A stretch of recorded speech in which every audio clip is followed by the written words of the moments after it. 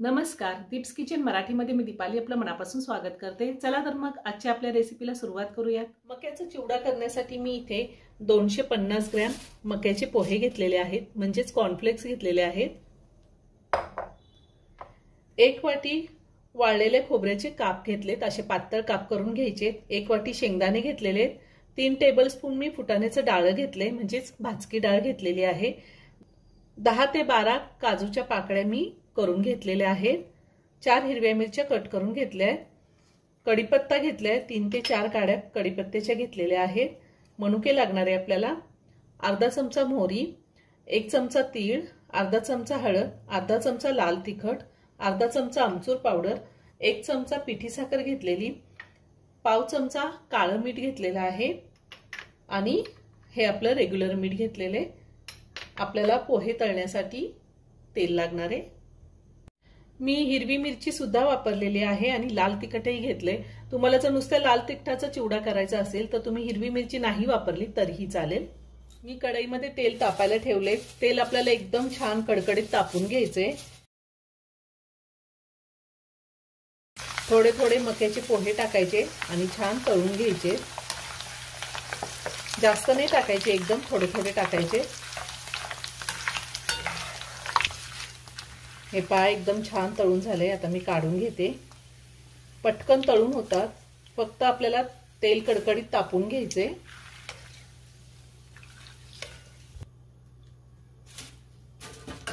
ह्याच पद्धतीने आपल्याला थोडे थोडे हे पोहे टाकायचे तेलामध्ये आणि छान तळून घ्यायचे। हे पहा एकदम मस्त तळले जात आहे। काढून घेते मी। याच पद्धतीने राहिलेले सगळे पोहे मी तळून घेणार आहे। आपले सगळे मक्याचे पोहे तळून झालेले आहे। आता आपण शेंगदाणे तळून घेऊया। शेंगदाणे पण आपल्याला चांगले लाल होईपर्यंत तळून घ्यायचे। शेंगदाणे तळून झालेले आहेत, छान लाल झालेत। आता मी काढून घेते। आता ह्यातच मी काजू तळून घेणार आहे। काजू सुद्धा मी हलक्या सोनेरी रंगावर तळून घेतलेले आहेत। आता काढून घेते। आता आपण फुटाण्याचं डाळ तळून घेऊया। 2 मिनिटं मी हे डाळ तळून घेणार आहे। डाळ सुद्धा तळून झालेले मी काढून घेते। आता आपण ह्यामध्येच खोबऱ्याचे काप पण तळून घेऊया। खोबरं सुद्धा मी चांगलं हलक्या सोनेरी रंगावर तळून घेतलेलं आहे। आता मी ते काढून घेते। मी गॅसवरती पॅन ठेवलाय, त्यामध्ये 1 चमचा तेल घालते। जास्त नाही तेल घालायचं, 1च चमचा तेल घालायचंय आपल्याला।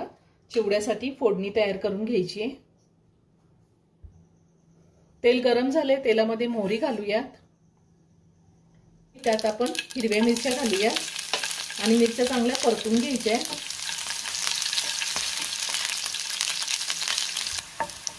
तुम्हाला आवडत असेल तर ह्या टायमिंगला पाव चमचा हिंग सुद्धा तुम्ही फोडणीमध्ये घालू शकता।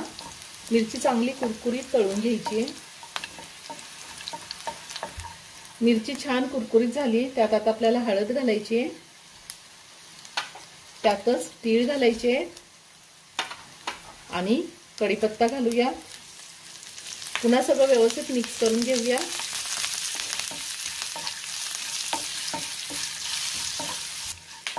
कढीपत्ता सुद्धा चांगला कुरकुरीत होईपर्यंत आपल्याला परतून घ्यायचा आहे। तुम्ही तेलामध्ये सुद्धा तळून घेऊ शकता।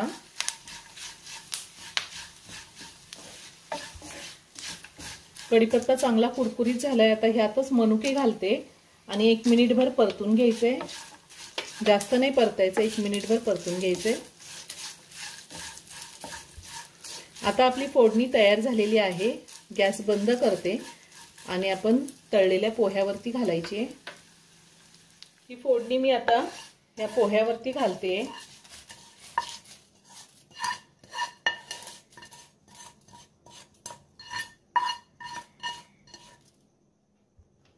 आता आपण लाल तिखट घालूया। त्यातच आमचूर पावडर घालायची। काळं मीठ घेतलेलं आहे मी, काळं मीठ पण थोडं घालायचंय। पिठी साखर घालूया, अशी हाताने सगळीकडे घालायची आहे।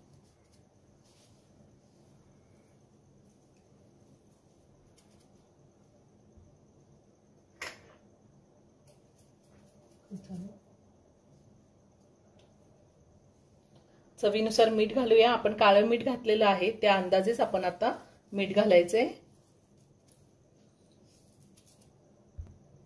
आता हे सगळं आपल्याला मिक्स करून घ्यायचंय।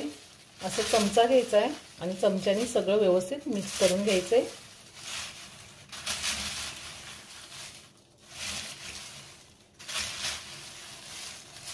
मी सगळं व्यवस्थित मिक्स करून घेतलेलं आहे। चिवडा आपला तयार करून झालाय। मी एका बाउलमध्ये काढून घेते।